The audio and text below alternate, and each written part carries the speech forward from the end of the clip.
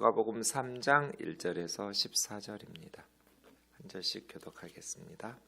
디베르 왕제가 통치한 지 15해 곧 본디오 빌라도아가 유대의 총독으로 헤롯이 갈릴리의 분봉왕으로 그 동생 빌립이 이두레와 드라고니 지방의 분봉왕으로 루사니아가 아빌레네의 분봉왕으로 안나스와 가야바가 대제사장으로 있을 때 하나님의 말씀이 빈들에서 사가랴의 아들 요한에게 임한지라.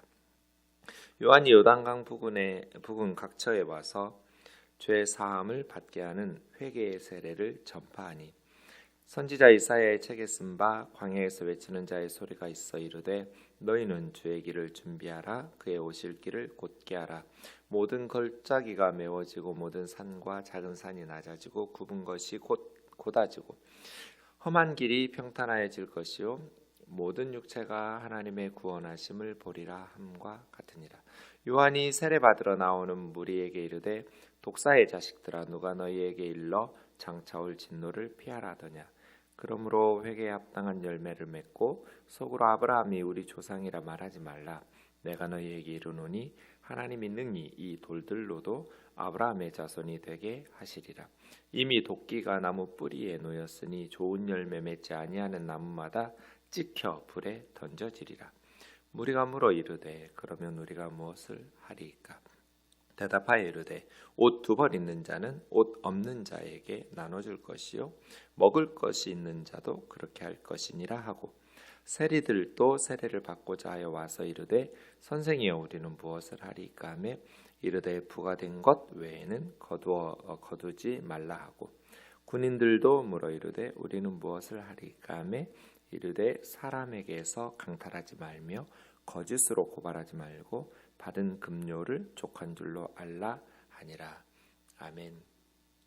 누가복음의 특징 중에 하나가 세례 요한의 사역을 자세히 복음서 중에 가장 자세히 기록하고 있습니다. 다른 복음서는 회개하도록 외치고 세례를 베풀고 예수님의 길을 예비했다 정도로 쓰여져 있는데 누가복음에는 직업별로 어떻게 회개하는지 구체적으로 메시지를 주고 있습니다.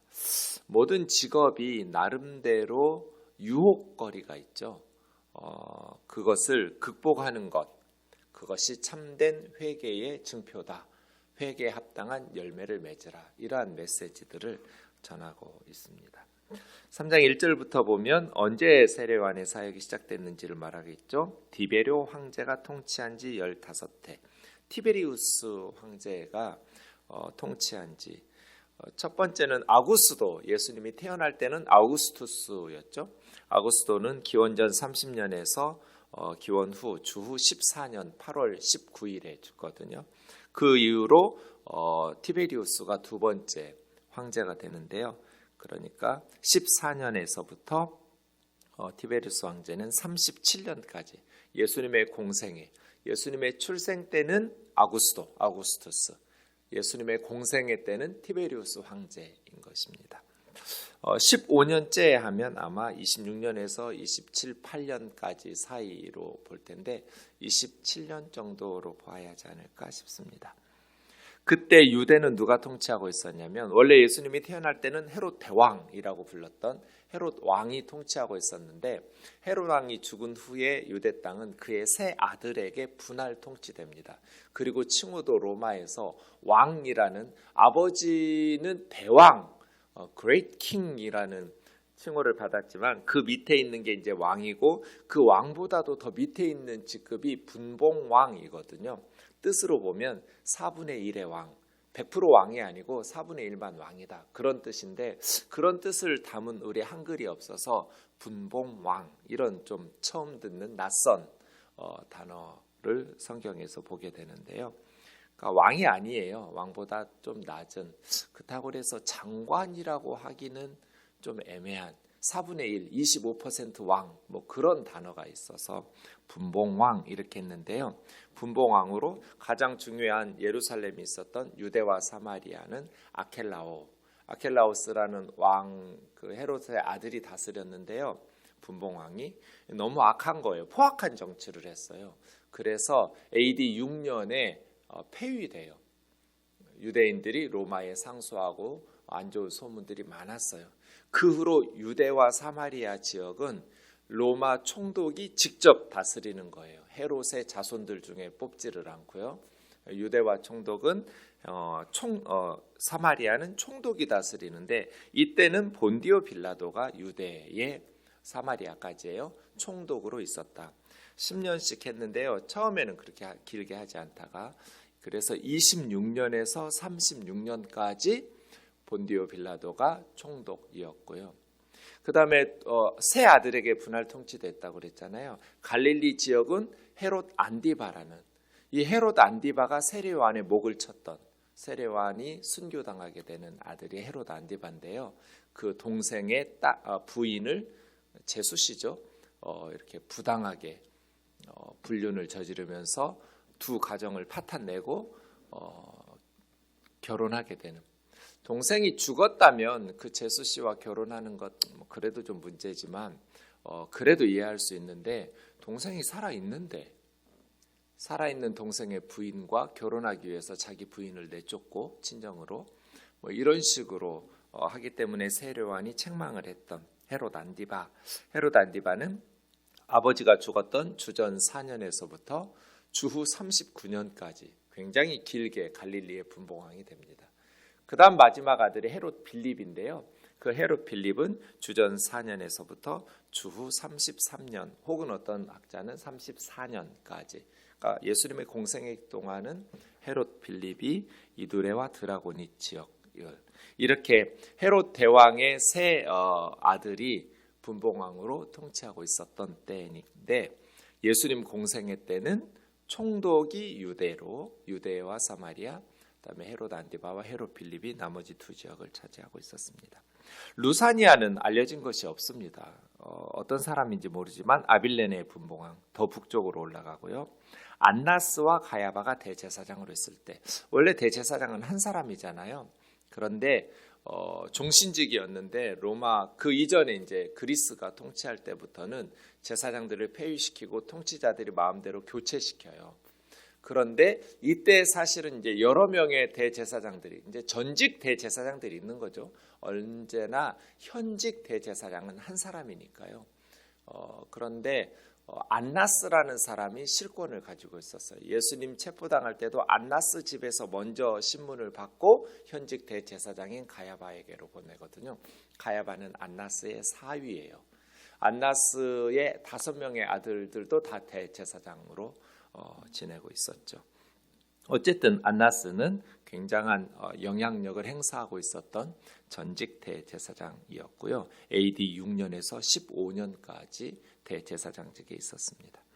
가야바가 대제사장으로 있을 때 하나님의 말씀이 빈드레스 사가랴의 아들 요한에게 임한지라. 네, 사역은 언제부터 시작하냐면 하나님의 말씀이 임할 때부터 시작하는 거죠. 하나님의 말씀이 임할 때. 구약의 선지자들 에스겔서나 이사야서나 다 그렇죠. 하나님의 말씀이 임할 때 사역이 시작되어요. 그럼 우리는 뭐 해야 돼요? 하나님의 말씀이 임할 때까지 기다려야죠. 하나님의 말씀이 임할 때까지 준비해야 돼요. 모세가 하나님 말씀 임하기 전에 40살에 설치다가 살인자가 되었죠. 그래서 미디안의 목동으로 쫓겨나서 80살이 되었을 때 모세에게 떨기나무 불꽃 가운데 하나님의 말씀이 임했죠. 그때 사역이 시작되는 것이죠. 그러니까 사역자들은 하나님의 말씀이 임할 때까지 기다려야 돼요. 근데 너무 이렇게 준비되지 않은 저도 그 중에 한 사람이었는데요. 지나놓고 보니까 하나님의 말씀이 충분히 내 안에서 준비됐을 때 뜨인돌교회를 개척했으면 어땠을까? 하나님의 말씀이 좀 더 충분히 내 안에 임하고 그 말씀을 깊이 묵상하면서 영원히 준비돼서 완벽하게 준비되면 아무도 사역할 수 없겠죠. 그럼에도 불구하고 늘 그런 마음이 들어요. 지금도 그렇죠. 하나님의 말씀 임할 때까지 열심히 주석 공부해요. 열심히 성경을 원어적으로 역사적으로 또 교리적으로 다방면의 시각을 가지고 말씀을 연구하고 설교를 준비하죠. 그런데 그렇게 준비된 말씀으로 전하면 여러분 마음에 와닿지 않을 거예요. 그냥 왔다가 튕겨져 나갈 거예요. 아, 그냥 지식의 말씀 전해주시는구나. 성경이 이런 뜻이구나. 툭툭 왔다가 그냥 스쳐 지나갈 거예요. 말씀이 임하려면 설교자에게 하나님의 말씀이 임할 때까지 그 말씀 본문을 붙들고 씨름하고 기다려야 돼요. 내 안에 들어오지 않은 말씀이 내 속에서 충분히 소화되고 내 삶을 쳐서 회개시키고 쳐서 복종시키지 않은 말씀이 어떻게 듣는 이들의 마음에 심어질 수 있겠어요? 그래서 하나님의 말씀이 임할 때까지 기다리라고.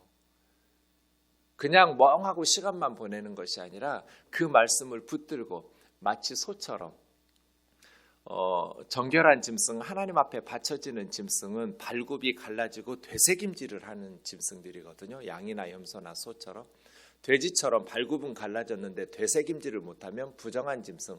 하나님이 만드시고 다 보시기에 좋았다고 했으니까 뭐 죄를 지은 악한 짐승이라는 뜻은 아니에요. 다만 구별할 때 하나님 앞에 드릴 수 있는, 또 구약시대에는 먹을 수 있는, 물론 신약시대 예수님께서는 입으로 들어가는 것이 더러운 것이 아니라 사람 속에서 나오는 게 더러운 것이니까 모든 것 다 이제 선교적 상황에서 그러한 상황을 좀 달리 해석해서 바울이 선교할 때도 먹는 게 중요한 게 아니다. 하나님 나라가 먹고 마시는 데 있는 게 아니다. 뭐 골라 먹는다고 거룩하게 되는 거 아니고 아무거나 먹는다고 부정하게 되는 거 아니다. 이런 식으로 예수님의 말씀을 잘 해석하는데요. 어쨌든 구약 시대에는 왜 그런지 설명은 없어요. 아마 이방 종교 우상 숭배와 관련된 문화적 습관과 구별을 두기 위해서인가 아니면 건강을 위해서인가 여러 가지 추측만 할 수 있죠. 네, 되새김질을 해야 돼요. 그래서 저는 되새김질하는 게 하나님 앞에 바쳐졌구나. 뭐 그런지 아닌지는 모르겠지만 저 나름으로는 우리에게도 되새김질이 중요하다. 새벽에 말씀을 들었으면 하루를 살아가면서 그냥 새가 와서 집어먹어 가버리지 않도록 뿌려진 말씀의 씨앗이 내 속에서 자라나고 30배, 60배, 100배의 결실을 맺으려면 어떻게 해야 돼요? 빼앗기지 말아야 돼요. 사탄에게, 새에게. 그러려면 그 말씀을 붙들고 되새김질을 해야 돼요. 설교자들도 마찬가지거든요. 소처럼 되새김질을 해라. 그러면서 기다리는 거예요. 하나님의 말씀이 임할 때까지. 제가 우리 목회자들에게 그 얘기 많이 하거든요. 너무 많이 준비한 설교인데 그냥 스쳐 지나간다. 튕겨져 나간다. 그냥 전도사님 설교 준비 많이 했구나. 나만 그런지 우리 성도님들 그런지 모르겠지만 나도 설교하는 사람으로서 늘 이렇게 하나님 앞에서 기다리는 것이 그러한 것이라고. 뭐 자신 있게 나는 잘하면서 이렇게 하는 건 아니지만 나도 못하지만 하나님의 긍휼과 자비를 구하며 늘 겸손하게 매달리고 기도할 뿐이지만 여러분 설교자가 제일 겸손해지는 순간이 설교 직전이에요. 정말 힘들어요. 그런 부담들이 있죠. 그때 하나님께서 말씀 주시기를 세례요한 하나님의 말씀이 빈들에서 사가랴의 아들 요한에게 임한지라. 우리 목회자들 위해서 기도해 주실 때 요 기도해 주시면 돼요. 하나님의 말씀이 임하게 해달라고. 하나님이 주신 말씀을 소화해서 우리에게 전하고 우리 아이들에게 전할 수 있게 해달라고. 하나님의 말씀이 임하지 않으면 어떤 말 전하겠어요? 네, 그냥 지식을 전달할 수는 있을지 모르겠지만 생명의 말씀은 전하기 어렵죠. 굉장히 중요한 구절 같아요. 요단강 부근 각처에 와서 죄사함을, 그러니까 요단강 주변 여기저기 여행하면서 순회 전도하고 순회 세례를 베푼 거죠. 세례요한은 죄사함을 받게 하는 회개의 세례. 이게 이제 세례의 목적이죠. 세례를 받아서 죄사함 받는 게 아니에요. 죄사함을 받게 하는, 그러니까 죄사함을 그러려면 회개가 선행돼야겠죠. 회개하지도 않은 사람에게 세례 베푼 게 아니에요. 회개가 선행된 죄를 고백하면서 세례를 베푸는, 죄사함을 받게 하는 그 회개와 죄사함의 증표로 세례를 베푼 거죠. 회개하지도 않고 회개할 마음도 없는데 그냥 형식적으로 세례를 베풀었다고 해서 죄사함 받게 되는 그러한 일은 없는 거죠. 이사야 책에 쓴 바 광야에서 외치는 자의 소리, 세례요한 자체가 소리예요. 소리, 메시지. 외치는 자의 소리가 있어. 너희는 주의 길을 준비하라. 이 주님은 이제 예수님이죠. 메시아의 길을 예비하는데 그의 오실 길을 곧게 하라. 모든 골짜기가 메워지고 높아진 것들은 골짜기, 웅덩이 파진 낮아진 곳들은 메워져서 높이고, 모든 산과 작은 산 높아진 것들은 깎아서 낮아지고, 삐뚤빼뚤 굽은 것들은 반듯하게 곧아지고 험한 길이 평탄해질 것이요. 이거 비유죠. 누군가가 중요한 사람이 올 때 깊은 골짜기 내려갔다가 높은 산 올라갔다가 삐뚤빼뚤 돌아갔다가 이렇게 하지 않고 길을 평평하게 만드는, 그건 이게 비유라고 말씀드렸는데 진짜로 예수님이 다닐 무슨 길 도로를 건설하라는 거 아니잖아요. 사람들에게 세례 요한이 메시지를 전하는 것이니까 사람들 마음과 삶의 문제, 신앙의 문제일 거잖아요. 그러면 깊은 골짜기는 어떤 마음이겠어요? 어떤 삶, 어떤 신앙이겠어요? 열등감이죠. 너무나 침체되어서 낮은 사람들이 있어요. 그들은 북돋우어서 높여줄 필요가 있어요.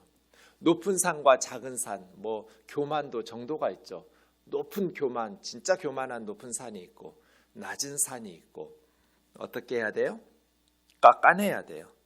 자기 만족과 교만과 우월의식, 사실은 열등감이나 교만은 동전의 양면인데요. 열등감이 많은 사람이 교만해요. 교만한 사람들 보면 마음이 건강하지 못하고 사실은 열등감이 많은 사람일 가능성이 매우 높아요. 깎아내려야 돼요. 그 다음, 삐뚤빼뚤 왜곡된 삶을 사는 사람들, 하나님의 말씀대로 좌로나 우로나 치우치지 아니하고 반드시 걸어가야 되는데 마치 술 취한 사람처럼 세상의 쾌락에, 세상의 유혹에 자꾸 삐뚤빼뚤 왔다 갔다 하는 거예요. 반듯하게 걸어라, 곧은 길을 만들어라, 이런 거겠죠. 이런 것들이 회개죠. 회개라는 건 뭐예요? 열등감에 빠져가지고 무슨 말을 못해요. 그런 사람 대하기 참 힘들죠. 마음이 건강하지 못하니까 우리 마음을 북돋아야죠. 교만한 사람들 정말 힘들죠. 깎아내려야 돼요. 그러한 마음으로 예수 그리스도를 기다리는 거죠. 메시아, 주의 길을. 왜? 생명을 주시고 구원을 베푸실 주님은 내 뒤에서 준비하고 계시니 이제 그 주님의 구원을 맞이할 수 있도록 준비하라는 거잖아요. 요한이 세례로 우리에게 나올 때 욕부터 시작해요. 이 뱀새끼들아, 독사의 자식들아. 독사의 자식도 독사겠죠. 독사의 특징이 두 가지가 있는데요. 하나는 수풀에 숨어 있어요. 그러다가 나와서 싹 물어버려요. 순식간에. 두 번째는 독이 있죠. 치명적이에요. 이 두 가지. 풀 뒤에 숨어서 싹 물고 사라져버리는 그런 교활함. 또 하나는 치명적으로 악독함. 그러니까 어떤 사람이겠어요? 겉으로는 착한 척, 독이 없는 것처럼 선한 말하고 하는데 속으로는 교만하고 열등감에 빠져있고 왜곡되고 뒤틀리고 독을 품고 있는 것이죠. 겉은 경건한 척, 속은 악독함이 그대로 남아있는 독사의 자식들아, 누가 너희를 일러 장차올 진노를 피하라 하더냐? 도끼가 손에 들려져 있다. 무슨 뜻이에요? 회개를 미루지 마라. 회개에 합당한 열매를 맺고 겉으로만 회개하는 척, 입으로만 회개하는 척 하지 말고 합당한 삶, 합당한 열매를 맺으면서 변화되어야 된다. 또 하나는 그러려면 속으로 아브라함이 우리 조상이라는 생각을 버려라. 하나님께서는 이 돌들로도 능히 아브라함의 자손이 되게 하실 수 있는 분이다. 혈통이, 겉의 모양이 너희를 구원할 수 있는 거 아니다. 너희가 무슨 이쁘고 잘나서 아브라함의 후손으로 태어난 거예요? 그러면 이방인들은 무슨 죄가 있거나 뭐가 모자라서 이방인의 부모에게서 태어난 거예요? 아니요. 이 돌들을 가지고도 하나님께서는 아브라함의 자손들이 되게 하실 것이다. 중요한 것은 내가 아브라함의 혈통이냐 아니냐 하는 것이 아니라 내가 아브라함 자손답게 살고 있느냐잖아요. 중요한 건 우리 어머니 아버지가 권사님 장로님이야, 이게 아니라 내가 장로님 자녀답게 살고 있냐, 내가 목사의 딸답게 목사 아들답게 살고 있냐, 이게 중요한 거지. 아브라함의 자손답게 살고 있지 못하면서 아브라함의 자손이야. 유대인들이 그렇게 생각했거든요. 심판받을 때 아브라함의 자손인 유대인은 안전하게 구원받는다고. 이방인들은 아주 혹독하게 하나님께서 심판하실 거라고. 세례 요한은 꿈깨, 착각이야, 그렇게 말하는 거죠. 혈통은 아무것도 중요한 게 아니야. 중요한 것은 삶이죠. 바르게 믿고 바르게 살지도 않으면서, 그러니까 아브라함의 혈통에서 났으니까 겉으로는 경건하겠죠. 형식적으로 겉으로는. 그러나 참된 신앙은 혈통이 아니다. 어떤 직분이나 타이틀도 아니에요. 내가 몇 년 믿었는지 모태 신앙인지 하나도 안 중요해요. 지금 하나님 앞에서 어떤 신앙과 어떤 삶으로 살아가고 있는지. 도끼가 나무 뿌리에 놓였으니 좋은 열매 맺지 않은 나무, 좋은 열매 맺으라는 거잖아요. 어떻게? 아브라함 자손다운 삶으로 하나님의 백성답게 살아라. 그런 열매 맺어가면서 살아라. 그러면 하나님께서 기뻐하시겠죠. 좋은 열매를 맺지도 않으면 당연히 찍어내겠죠. 신앙은 이론이 아니에요. 그 교리와 이론과 지식이 삶으로 열매 맺어야죠. 이게 예수님의 가르치심과 같죠? 네. 신앙은 지식도 아니고 감정도 아니고 삶으로. 사과 열매 맺히면 사과나무예요. 사과나무는 사과 열매 맺힐 수밖에 없어요, 사실은. 감나무는 감 열매를 맺힐 수밖에 없어요. 우리가 진짜로 변화되었다면, 진짜로 예수님의 제자로 예수 그리스도를 믿는다면 삶은 당연히 변해야 돼요. 10절 무리가 물었어요. 우리가 뭐 할까요? 옷 2벌 있는 자는 옷 없는 자에게 나. 옷이라는 단어가 2개가 있다고 제가 말씀드렸잖아요. 네, 키토네스 이렇게 말해요. 이것은 속옷이에요. 키토네스는. 그런데 히마티온이라는 게 이건 겉옷이에요. 여기서 말한 옷 2벌 없는 자는 옷 없는 자, 이 옷은 키토네스일까요? 히마티온일까요? 속옷일까요? 겉옷일까요? 겉옷이 없는 사람은 없겠죠. 벌거벗고 다닐 수는 없으니까요. 뭐라도 걸치고 다니겠죠. 여기서 말하는 것은 속옷이에요. 속옷. 속옷을 어떻게 안 입고, 그만큼 2000년 전에는 옷이 귀하던 시절이에요. 겉옷은 입고 다니는데 속옷이 없는 거예요. 그럼 어떻게 써요? 꺼끌꺼끌 하겠죠. 피부가 상할 수도 있고요. 왜 그렇게 다니겠어요? 가난하니까. 속옷 살 돈이 없으니까. 근데 부유한 사람은 키토네스, 속옷이 2벌 있는 거예요. 여러 벌 있는 사람도 있겠죠. 부유할수록. 나는 부드러운 속옷 입고 거친 겉옷을 입고, 근데 입지 않는 속옷 2벌이 있어요. 근데 내 이웃은 가난해서 속옷을 못 입고 다녀요. 키토네스가 하나도 없어요. 참 불편하겠죠. 어떻게 하라는 거예요? 하나 주라는 거예요. 하나 줘라. 그게 회개다. 먹을 것 있는 자도 먹을 것 없어서 굶주리는 사람에게 나눠줘라. 그러니까 뭐 도둑질하지 마라, 간음하지 마라, 살인하지 마라가 아니라 그거 안 해야 될 것 안 하는 것도 회개지만 해야 될 것 안 하는 것도 회개해야 되는 거예요. 회개는 꼭 못된 짓만 회개하는 게 아니에요. 선한 것을 안 하는 것도 죄예요. 사랑해라 했는데 사랑 안 해요. 옆에 있는 사람 굶어 죽었어요. 그거 내 죄 아니에요? 내 죄 맞아요. 무슨 죄예요? 사랑하지 않은 죄예요.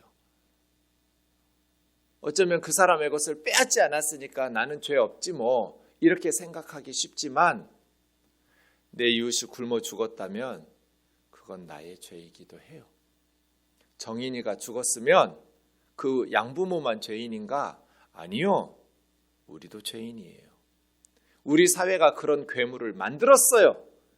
교회가 그런 아이들을 키웠어요. 어려서부터 진실한 하나님의 자녀로 양육하지 못하고 하나님 이용해서 세상에서 성공하도록 겉으로 경건하게 보이고 사람들에게 훌륭한 사람들 칭찬해주고 그런 사람들 장로되고 권사되고 그런 사람들 목사 만들어 가면서 한국 교회가 그런 괴물들을 길러냈어요. 우리 죄예요. 하나님 앞에서 우리도 함께 회개해야 돼요. 세월호 아이들을 유방언니만 죽었어요? 아니요. 한국 교회는 회개해야 돼요. 기독교 이단이에요. 유병언이. 그래서 한국 교회는 특별히 세월호를 잊으면 안 되고 하나님 앞에서 공범이라는 생각을 가지고 우리가 바르게 말씀을 전했다면 교회 다니는 사람들이 그렇게 많이 구원파에 빠지지 않았을 텐데, 이단에게 빠지지 않았을 텐데, 신천지에 빠지지 않았을 텐데, 교회가 제대로 말씀을 가르치지 못하고 교회가 목사들이 예수님의 제자된 삶을 보여주지 못했기에 교회 다녔던 신도들이 그런 이단에 빠져서 기독교적 이단, 불교적 이단이 아니에요. 이단들이 세월호 사건 만들어낸 거잖아요. 그래서예요. 바르게 해야 될 것을 바르게 하지 못한 것도 죄다. 옷 2벌 입는데 이웃이 옷 1벌도 없이 그냥 꺼끌꺼끌한 겉옷만 입고 다닌다면 더 따뜻하다고 자기는 2겹, 3겹 입어가면서 아니면 집에 쌓아두면서 가난한 사람들을 외면한다면 그래서 제가 말하는 거잖아요. 자비로운 건물주가 되라. 교회에다가 헌금해서 복받을 생각하지 말고 교회 헌금 줄여도 되니까. 재정국은 이런 설교 싫어하지만 저야 뭐 재정국원도 아니고 내 집에서 새들어 살고 있는 사람들 이 어려운 때 할 수 있으면 좀 깎아줘라. 그게 회개예요. 세리들은 어떻게 할까요? 부가된 것 외에는 거두지 마라. 참 탁월하죠. 뭐가 탁월해요? 저 같았으면 이렇게 설교 안 했을 것 같아서요. 직업 바꿔라 이랬을 것 같거든요. 매국노로 손가락질 받고 그렇게 신앙생활하기 힘드니까 직업 바꿔라가 아니라 정한 세금 외에는 거두지 마라. 세리라고 손가락질 받는 직업을 거룩하게 만들어라 이거잖아요. 사람들 의식 속에 가지고 있는 진짜 죄인들이야. 매국노들이야. 그러니까 그거 버려라가 아니라 세리라는 직업을 거룩한 직업으로 바꾸어라. 군인들은 어떻게 할까요? 네, 이건 세리들의 호위무사 역할하는 군인들일 가능성이 많아요. 같이 왔겠죠. 우리는 무엇을 하리까? 사람에게서 강탈하지 마라. 폭력을 가지고 위협하면서 뺏지 말라는 거죠. 거짓으로 무고하게 고발하여 그렇게 부자 되려고 하지 말고 받은 급료를 족하게 여기라. 이것도 마찬가지예요. 직업 버리라가 아니라 그 환경에서 이웃사랑을 실천하고 그 직업을 거룩하게 만들어라. 그래서 여러분 우리 그리스도인들은 우리 분야는 악해요. 세상이 악한데 어떻게 바르게만 살아요. 이런 핑계를 댈 수 없어요. 하나님 앞에 가서 그렇게 핑계하실 거예요? 세리들도 군병들도 구조적인 악을 핑계거리로 삼지 말고 부패한 상황에서도 최선을 다해서 내가 이 손가락질 받는 직업을 거룩하게 만드는 하나의 깨끗한 물이 돼야지. 깨끗한 물 한 바가지 한강에다가 오염된 강에다가 붓는다고 깨끗해지지 않겠지만 그러한 물들이 늘어날 때 언젠가 오염된 강이 살아나겠죠. 그런 심정으로 기도하면서 내가 속한 그 직업을 거룩한 직업으로 변화돼야죠. 목사들을 사기꾼인 줄 알아요? 세상 사람들이 그래요. 언론이 다 안 좋은 이야기만 하니까. 우리 목회자들이 또 그렇게 사는 사람들 많으니까. 그러니까 어떻게 착하게만 살아, 어떻게 말씀대로만 목회해. 그렇게 포기하지 말고 최선을 다해서 믿지 않는 사람들에게 인식을 바꿔놓을 수 있도록 거룩하게 직업을 만들어내야죠. 이것이 우리 그리스도인들의 사명. 세례 요한 정말 탁월한 말씀 사역자였어요. 기도하겠습니다. 살아계신 하나님 아버지 감사합니다. 예수님을 믿는다는 것, 그것은 성경 찬송 들고 교회 다닌다거나 교리적인 지적 동의를 하는 것을 뛰어넘어서 말씀이 우리의 삶 속에 완전히 녹아들어 우리의 삶에 하나님 기뻐하시는 선한 열매를 맺히는 것이라고 말씀하셨사오니 주님, 오늘 우리가 우리의 삶의 영역을 거룩하게 만들어갈 수 있도록 인도하여 주옵소서. 예수님의 이름으로 기도하옵나이다. 아멘.